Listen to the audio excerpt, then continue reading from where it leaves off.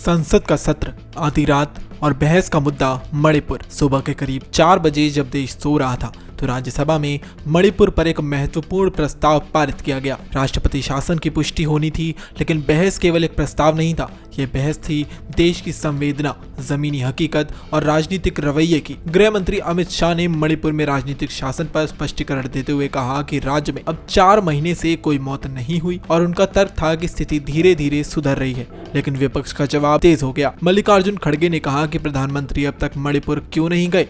तृणमूल कांग्रेस ने आरोप लगाया कि सरकार गुरूर में है और राज्य जलता है और केंद्र चुप रहता है। अब जरा एक नजर डाल लेते हैं मणिपुर में उस त्रासदी पर जिसने पूरे देश को हिला दिया। 3 मई 2023 को मैतई और कुकी जो 2 समुदायों के बीच हिंसा भड़क गई, जिसकी वजह थी एसटी दर्जे की मांग। लेकिन नतीजा 258 लोगों ने अपनी जान गंवा दी। 60,000 लोग से ज्यादा ने बेघर हो गए। चर्च और मंदिर तबाह हो गए और महिलाओं पर जघन्य अपराध किए गए। राज्यसभा में अमित शाह ने मणिपुर की हिंसा के पीछे एक अदालती फैसले को जिम्मेदार ठहरा दिया।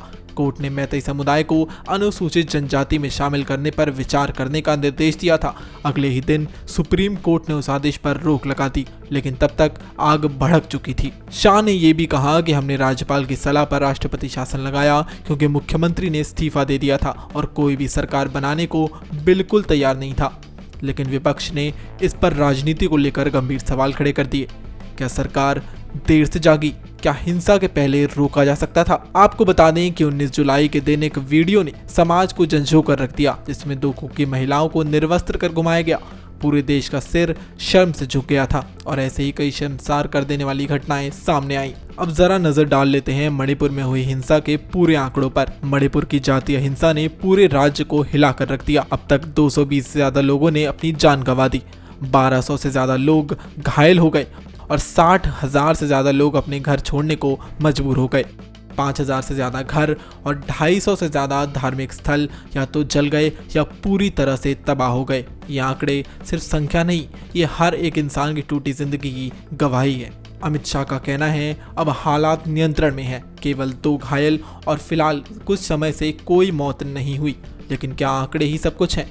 विपक्ष का सवाल है कि प्रधानमंत्री मणिपुर क्यों नहीं गए? क्या मणिपुर देश का हिस्सा नहीं है? मणिपुर का मुद्दा केवल एक राज्य तक सीमित नहीं, बल्कि ये भारत की राजनीति और प्रशासनिक क्षमता का एक गंभीर परीक्षण है। क्या सरकार हिंसा को पहले रोक सकती थी? क्या राष्ट्रपति शासन अंतिम विकल्प था? क्या मणिपुर के पीड़ितों को न्याय मिलेगा? इन सवालों के जवाब अभी अधूरे हैं, लेकिन एक बात साफ है, मणिपुर में शांति बहाल करने की जिम्मेदारी अब केवल सरकार की ही नहीं, बल्कि पूरे देश की है। ऐसी अपडेट्स के लिए देखते रहिए प्राइम न्यूज़।